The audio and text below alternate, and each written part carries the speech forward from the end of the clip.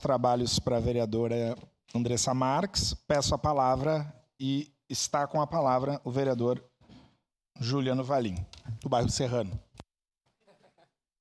Orgulho da terra. Bom dia, presidente, demais que estão nos prestigiando aí pelas redes sociais, TV Câmara.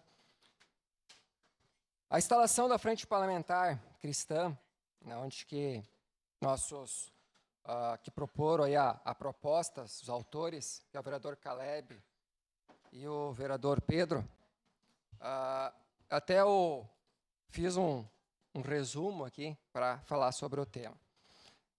Fomos eleitos para representar a população, sem excluir nem privilegiar nenhum grupo religioso. Esse espaço é para o debate e bem-estar coletivo da população caxiense.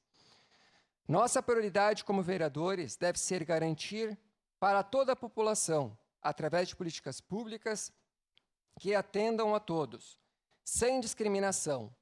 Nosso papel é trabalhar para a população buscando soluções para a saúde, educação, saneamento e infraestrutura. Essas são as prioridades que realmente fazem a diferença no dia a dia das pessoas, independente de religião. Votarei sim favorável, mas com algumas ressalvas. Que fique bem claro que meu trabalho é e sempre será as principais pautas: assistência social, saúde, educação, entre outros, visando sempre o bem comum da população caxiense.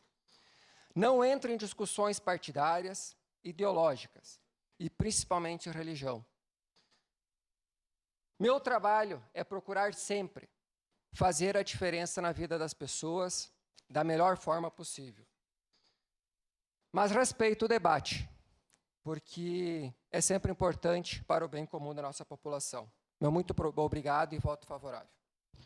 Obrigada, vereador.